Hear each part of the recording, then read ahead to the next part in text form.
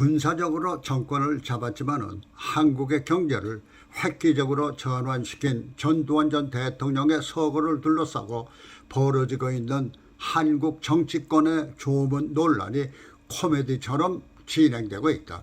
그것은 북한의 남침전쟁인 6.25로 무고한 인명을 빼앗은 장본인인 김일성마저도 깍듯이 주석으로 존칭하며 북한의 조문을 가야 한다고 외쳐대는 무리들이 있는 것이 바로 한국인데, 이런 곳에서 그래도 자국의 경제발전에 이바지한 대통령을 암흑의 시라고 호칭하는 것도 모자라 아직 완전한 역사적 검증도 끝나지 않은 5.18 사태 진압 과정에서의 사상자 발생의 주범으로 보나 전직 대통령에 대한 조문이 마치 5.18 역사 왜곡 금지법을 위반하는 것쯤으로 보는지 야당의 대권주자마저 조문을 해 말아 하다가 하면 안 되지 하고 나서니 가히 코미디 같다는 것이다. 특히 지난 1983년 10월 9일 미얀마 아웅산에서 북한의 발전에 해가 된다고 보고 시해하려 했던 인물이 전두환 대통령이고 보면은 그의 서거에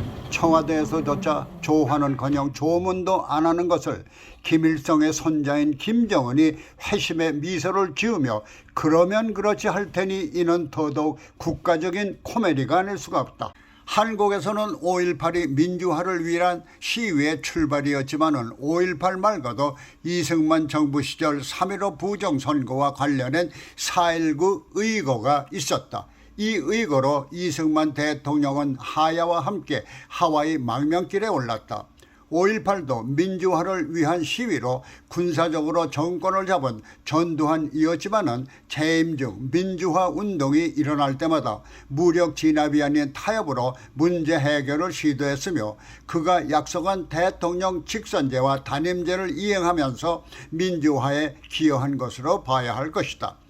여기에 불가능할 것 같았던 한국의 성장, 물가, 국제 수지라는 세 가지 난제를 해결함으로써 단군 이래 최대 호황이라는 획기적인 경제발전에 이바지한 공로는 부인할 수가 없다. 좌파 진영에서는 퇴임 중 노동운동의 탄압을 비난하고 있지만 지금의 노조가 경제발전에 저해하는 행동을 하는 행태를 보면 나름대로 선견지명이 있었던 것이 아닌가도 보여진다. 특히 경제발전을 위해서는 지금의 인사정책처럼 내편 우선이 아닌 능력 본위의 인사정책을 폈던 것으로도 공을 인정할 요소가 있는 것이다. 그러나 지금의 정권은 단순히 5.18에서의 사상자만을 부각시켜 마치 의도적인 발포 명령을 내린 것처럼 5.18을 진단하고 있지만 이와 같은 발포 명령을 비롯해서 헬기에서의 사격 등 확실하게 규명해야 할 사안들에 대한 당시 일선 진압군과 헬기 조종사들의 증언 등이 간과됐다는 것은 확실한 진상규명의 허점일 수가 있다.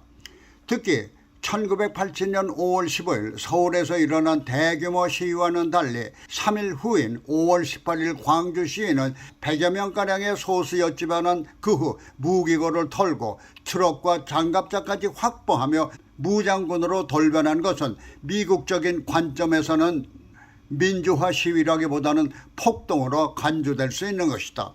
특히 이와 같은 이면에는 북한 특수군의 개입이 있었다는 엄청난 루머에 대한 정부 차원의 해명이나 진실 규명이 없은 채 서둘러 5.18을 정치적 단안으로 5.18 역사 왜곡 금지법을 제정해서 5.18과 관련이 되지 않은 인사들까지 사상자 명단에 넣어 5.18 유공자로 막대한 보상금을 타고 있다는 의혹에 대한 국민적 해명을 요구하는 것도 성역화된 역사를 왜곡하는 것으로 매도하며 외면하는 것은 5.18을 순수한 국민적 의거가 아닌 한 정권을 위한 전유물로 전락시킬 수 있는 것이어서 오히려 순수하게 출발한 5.18을 정권이 더럽히는 결과가 될 수도 있는 것이다.